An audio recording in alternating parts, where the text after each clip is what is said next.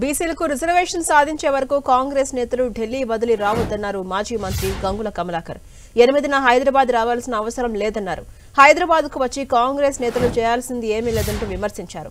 కాంగ్రెస్ నేతలు తెలంగాణలో అడుగు పెడితే తీవ్ర పరిణామాలుంటాయని హెచ్చరించారు గంగుల.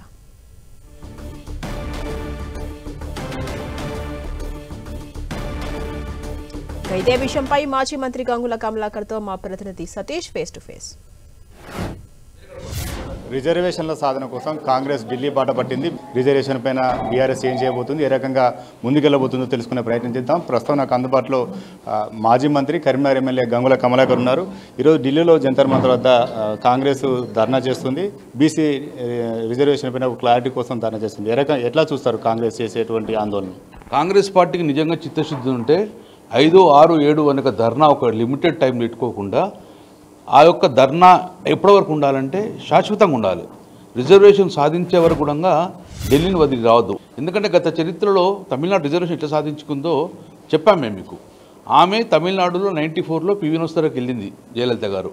మేము ఢిల్లీలో ధర్నా చేస్తున్నాము, ఢిల్లీ వదిలేదు.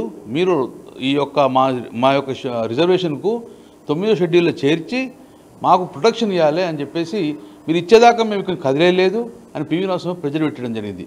ఆమె కాదు, ప్రతిపక్ష నాయకులను తీసుకెళ్ళింది, ఆమె వంట సామాన్ తీసుకెళ్ళింది, ఆమె కుర్చీ కూడా తీసుకెళ్ళింది, ఆమె టైప్ రైటర్ కూడా తీసుకెళ్ళింది. తీసుకెళ్ళి నా పరిపాలన మొత్తం కూడా ఢిల్లీ నుంచే చేస్తా, కాబట్టి ఎట్టి పరిస్థితుల్లో నేను తమిళనాడు పోనని చెప్తే భీష్మించి కూర్చుంటే అప్పుడు ప్రభుత్వాలు దిగచ్చి రేవంత్ రెడ్డి కూడా ఢిల్లీ దీక్షలో పాల్గొన్నారు సార్. నేను ఏమన్నాను, రేవంత్ రెడ్డి పాల్గొనండి, ఎవరైనా పాల్గొనండి. 5, 6, 7 తర్వాత 8వ తారీఖు మీరు హైదరాబాద్ వచ్చే అవసరం లేదు. ఇక్కడ వచ్చి చేసేదేం లేదు, వచ్చి మోసం చేయకండి. ఏదో నెపం పెట్టి మీకు చిత్తశుద్ధి ఉంటే టిల్ ద ఎండ్ రిజర్వేషన్ సాధించేదాకా నువ్వు ఎట్టి బస్సులో హైదరాబాద్ రావద్దు. అప్పుడే నీ నిజాతికి ఉంటుంది. లేకపోతే మోసం చేసిన కిందికి వస్తుంది. ఇప్పటికే బీసీలో మోసం చేసింది కాంగ్రెస్ పార్టీ. మళ్ళీ ధర్నా పేరు మోసం చేయకండి.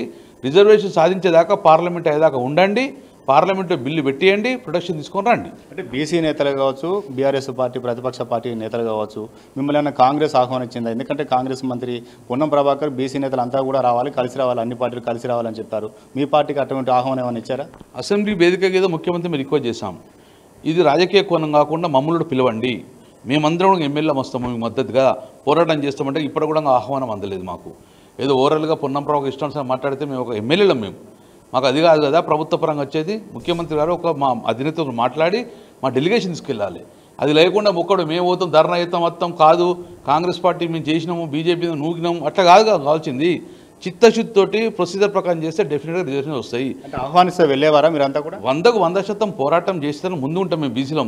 ఎందుకంటే కేసీఆర్ గారే ఫస్ట్ చెప్పారు కదా బీసీ రిజర్వేషన్ చేద్దామని చెప్పేసి. మమ్మల్ని ఎందుకు తీసుకెళ్ళలే? మా డెలిగేషన్కి ఎందుకు మాకు చెప్పాలి? మేము కూడా వస్తాం కదా. అంటే మీ పోరాటంలో నిజాయితీ లేదు. వాడు మాతోడు వాళ్ళు వస్తే ఏంటంటే వీళ్ళు మధ్యనే ఎత్తేసేస్తారు. మేము అట్లా ఎత్తేసేవాళ్ళం కాదు కదా, అందుకే మాతో పెట్టుకోరు వాళ్ళు.